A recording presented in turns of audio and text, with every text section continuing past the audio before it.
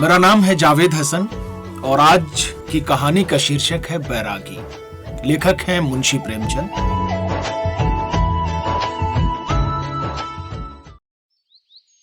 पहाड़ की तलहटी में एक छोटा सा समतल भूमिखंड था। मौलसरी, अशोक, कदम और आम के वृक्षों का एक हरा भरा कुटुंब उसे आबाद किए हुआ था। दो चार छोटे छोटे फूलों के पौधे कोमल मृत्तिका के थालों में लगे थे। सब आर्द्र और सरल थे। तपी हुई लू और प्रभात का मलय पवन एक क्षण के लिए इसे निर्भीत कुंज में विश्राम कर लेते। भूमि लिपी हुई, स्वच्छ, एक तिनके का कहीं नाम नहीं और सुंदर वेदियों और लता कुंजों से अलंकृत थी। यह एक बैरागी की कुटी थी और तृण कुटीर उस पर लता वितान, कुशासन और कंबल, कमंडल और वलकल उतनी ही अभिराम थे जितने किसी राज मंदिर में कला कुशल शिल्पी के उत्तम शिल्प। एक शिलाखंड पर बैरागी पश्चिम की ओर मुंह किए हुए ध्यान में निमग्न था। अस्त होने वाले सूर्य की अंतिम किरणें उसकी बैरोनियों में घुसना चाहती थीं, परंतु बैरागी अटल अचल था। बदन पर मुस्कुराहट और अंग पर ब्रह्मचर्य की रूक्षता थी। यौवन की अग्नि निर्वेद की राख से ढकी थी। शिलाखंड के नीचे ही पगडंडी थी। पशुओं का झुंड उसी मार्ग से पहाड़ी गोचर भूमि से लौट रहा था।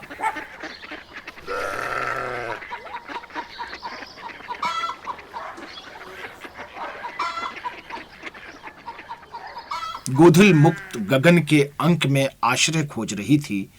किसी ने पुकारा, आश्रय मिलेगा? बैरागी का ध्यान टूटा। उसने देखा सचमुच मलिन वसना गोधूल उसके आश्रम में आश्रय मांग रही है। अंचल छिन्न बालों की लटें फटे हुए कंबल के समान मांसल वक्ष और स्कंध को ढकना चाहती थीं। गैरिक वसन जीर्ण और मलिन सौंदर्य विकृत आंखें कह रही थीं कि उन्होंने उमंग की रातें जगते हुए बिताई हैं।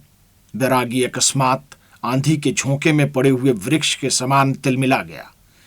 उसने धीरे से कहा, स्वागत तिथि, आओ।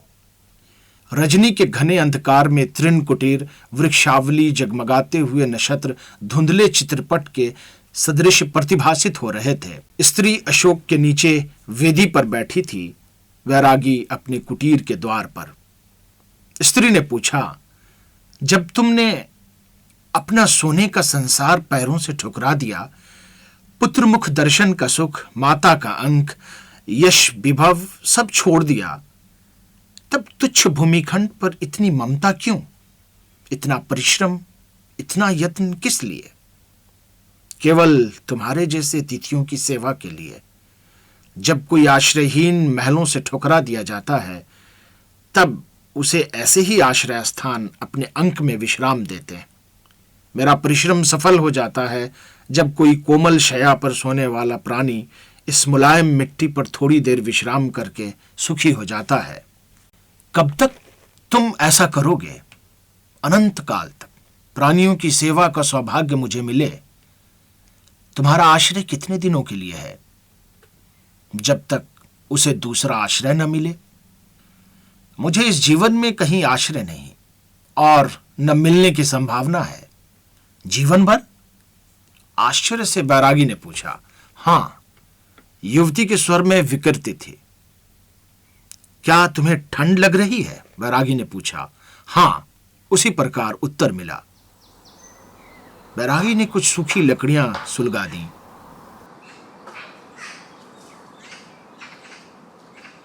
अंधकार प्रदेश में दो तीन चमकीली लपटें उठने लगीं। एक धुंधला प्रकाश फैल गया। बैरागी ने कंबल लाकर स्त्री को दिया। उसे ओढ़कर वो बैठ गई। निर्जन प्रांत में दो व्यक्ति। अग्नि प्रज्वलित पवन ने एक थपेड़ा दिया। बैरागी ने पूछा, कब तक बाहर बैठोगी? रात बिताकर चली जाऊंगी। कोई आश्रय खोजूंगी, क्योंकि यहां रहकर बहुतों के सुख में बाधा डालना ठीक नहीं। इतने समय के लिए कुटी में क्यों आऊं? बैरागी को जैसे बिजली का धक्का लगा। वो प्राणपण से बल संकलित करके बोला, नहीं नहीं, तुम स्वतंत्रता से यहां रह सकती हो। इस कुटी का मोह तुमसे नहीं छूटा। मैं उसमें संभागी होने का भय तुम्हारे लिए उत्पन्न न करूंगी। कहकर स्त्री ने सिर नीचा कर लिया। बैरागी के हृदय में सनसनी हो रही थी।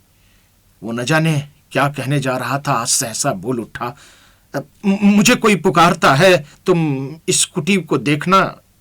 यह कहकर बैरागी अंधकार में विलीन हो गया।